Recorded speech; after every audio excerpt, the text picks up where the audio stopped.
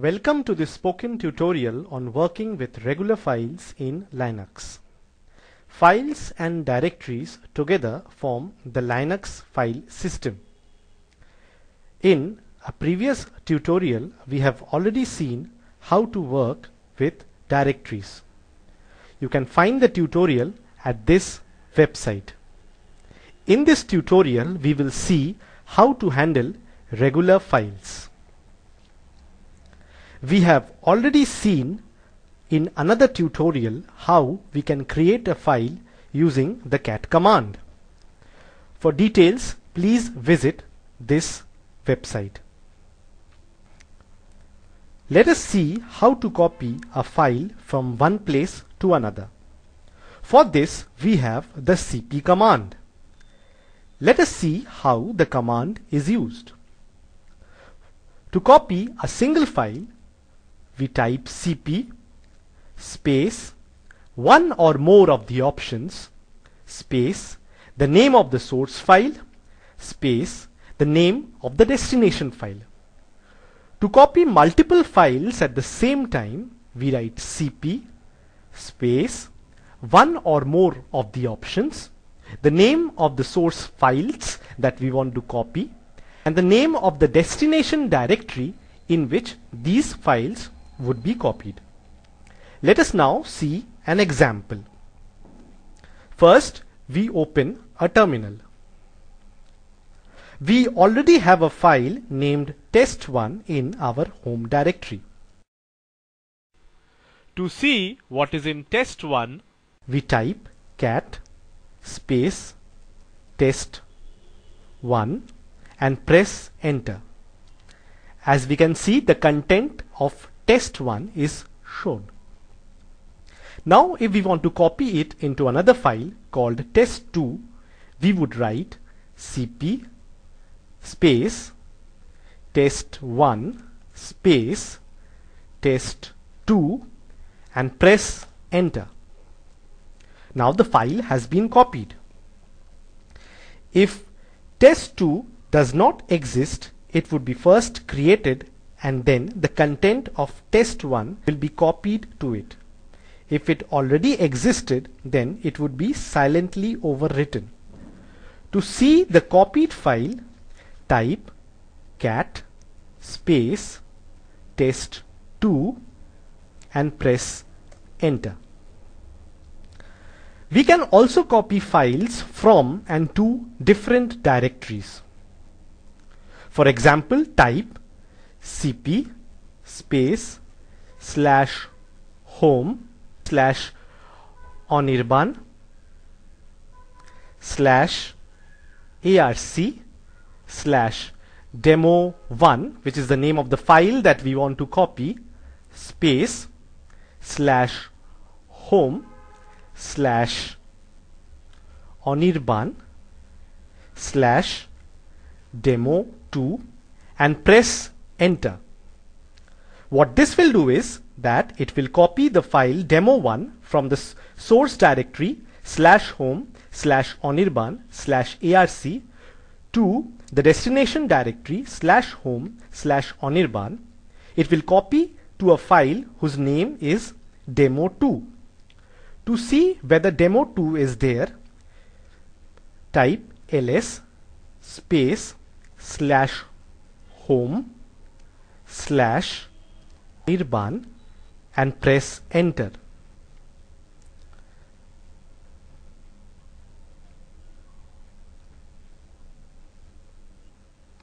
We scroll up and as you can see, here is demo2. Before moving ahead, let us clear the screen.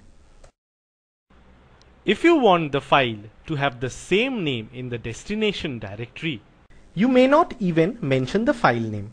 For example, type cp space /home /onirban /arc /demo1 space /home /onirban/ and press enter. This will again copy the file demo1 present in the /home/anirban/arc directory to /home/anirban directory to a file whose name will be demo1 as well. As before, to see demo1, type ls/home/anirban and press enter. Here again we would scroll up, and as you can see, demo1 file is there.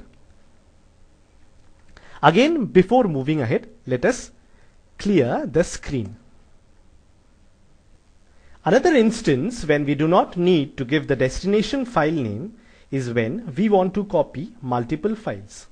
We assume that we have three files named test1, test2 and test3 in our home directory. Now we type cp space test1 space test2 space test3 space /home/anirban/testdir and press enter. This will copy all the three files named test1, test2 and test3 to the directory /home/anirban/testdir without changing their names. To see that these files have actually been copied, we will type ls space /home/anirban/testdir and press enter. As you can see, test1, test2 and test3 are present in this directory. There are many options that go with cp. Here we will see only the most important of them. Let us first go back to the slides. Among the options, the capital R is an important one.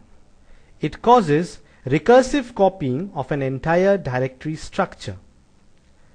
Let us see an example. Let us try to copy all the contents of the testdir directory to a directory called test. For that, we would type cp space testdir /space test and press enter.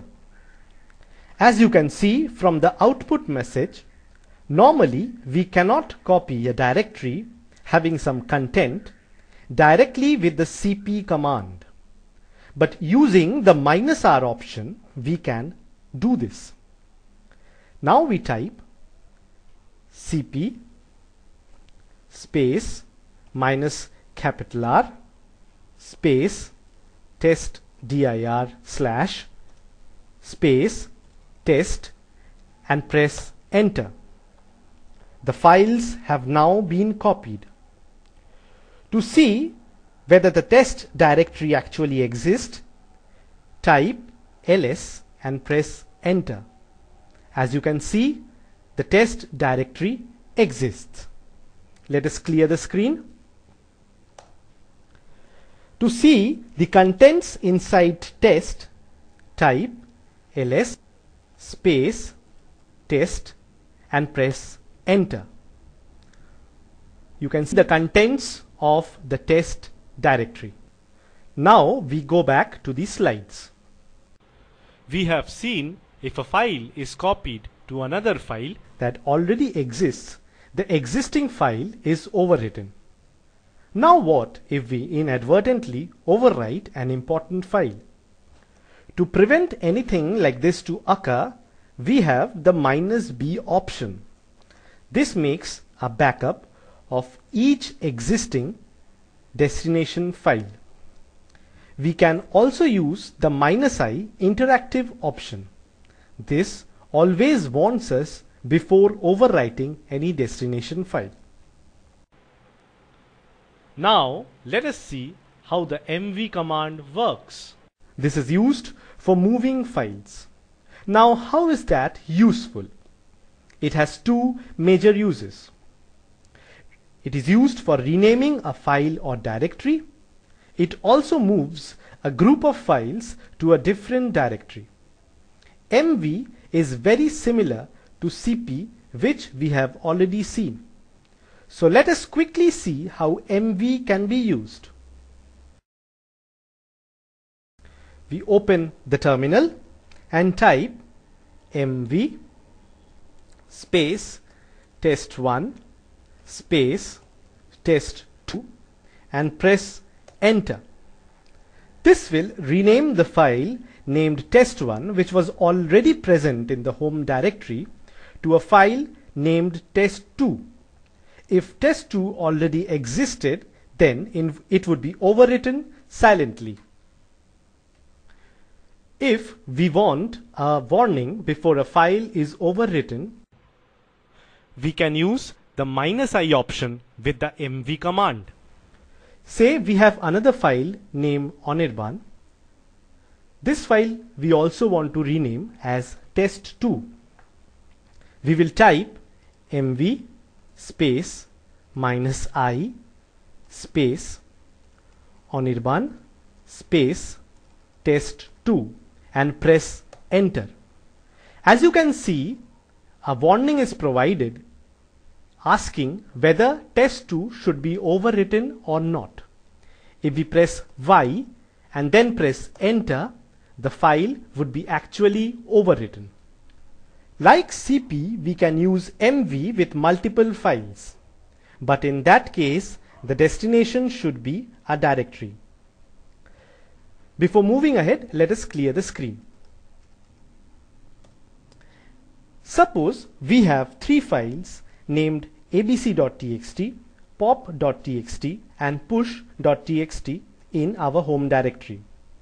To see their presence, type ls and press enter. Here are the files: pop.txt, push.txt and abc.txt. Let us clear the screen. Now we want to move these three files to a directory called testdir. What we need to do is type mv space abc.txt, pop.txt space push.txt and then the name of the destination folder, which is testdir, and press enter. To see them, type ls space testdir and press enter. You can see the files abc, pop and push.txt. Now let us see some options that go with MV. Let us first go back to the slides. The -b or -backup option is present with the MV command. It will back up every file in the destination before it is overwritten. The -i option that we have already seen warns us before overwriting any destination file. The next command we will see is the rm command. This command is used for deleting files. Go back to the terminal and type ls testdir. We can see a file named faq.txt present. Say we want to delete it. For this we type rm space testdir / faq.txt and press enter. This command will remove the file faq.txt from the testdir directory. To see whether the file has been actually removed or not, let us again press ls space testdir and press enter. we can no longer see the file faq.txt. We can use the rm command with multiple files as well. The testdir directory contains two files, abc2 and abc1. Suppose we want to remove these files, abc1 and abc2. For this, we would type rm space testdir slash abc1 space testdir slash abc2 and press enter. This will move the files abc1 and abc2 from testdir directory. To see whether they have been removed, type ls space testdir again. You can no longer see abc1 and abc2. Let us clear the screen before moving ahead. Now let us go back to the slides. Let us summarize what we just said. That is, to delete a single file, we write rm and then the name of the file.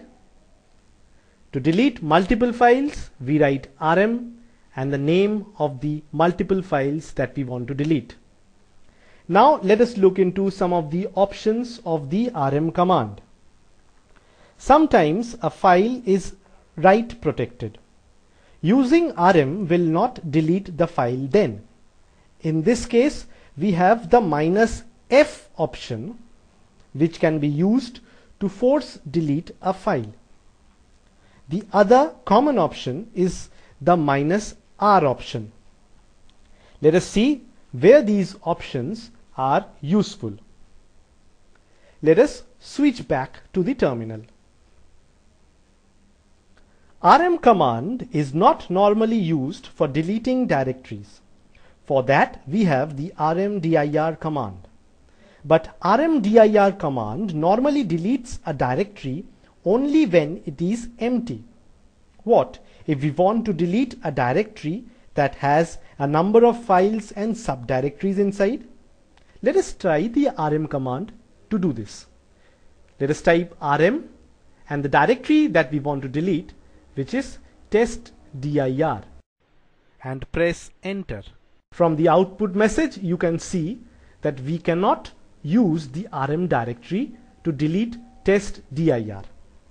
But if we combine the -r and the -f option, then we can do this. Press rm -rf space testdir and then press enter. Now the testdir directory has been successfully deleted. Let us now go back to the slides to study the next command, the cmp command. Sometimes we need to check whether two files are same. If they are same, then we may delete one of them. Also, we may want to see whether a file has changed since the last version. For these and many other purposes, we can use the cmp command. It compares two files byte by byte. To compare file 1 and file 2, we would write cmp space file1 space file2. If the two files have exactly the same content, then no message would be shown. Only the prompt will be printed. If there are differences in their contents, then the location of the first mismatch will be printed on the terminal. Let us see how cmp works. We have two files named sample1 and sample2 in our home directory. Let us see what they contain. Type cat sample1 and press enter. It contains the text, "This is a Linux file to test the cmp command." The other file, sample2, will contain the text, And to see that, we will type cat sample2 and press enter. It will contain the text. This is a Unix file to test the CMP command. Now we would apply the CMP command on these two files. We will write CMP space sample1 space sample2 and press enter. As we can see, the first difference between the two files, sample1 and sample2, is pointed out. Let us clear the screen before moving ahead to the next command. The next command we will see is the WC command. This command is used to count the number of characters, words and lines in a file. We have a file named sample3 in our home directory. Let us see its content. For that, we would type cat space sample3 and press enter. This is the content of sample3. Now let us use the WC command on this file. For that, we would write WC space sample3 and press enter. This command points out that the file has 6 lines, 67 words and 385 characters. These were some of the commands that help us to work with files. There are many more commands. Moreover, each of the command that we saw has many other options. I encourage you to see more about them using the man command. This brings me to the end of this tutorial at last. Spoken Tutorial project is a part of the Talk to a Teacher project supported by the National Mission on Education through ICT, MHRD, Government of India. More information on the same is available at the following link: http://spoken-tutorial.org/nmeict-intro. This is Anirban signing off. Thanks for joining.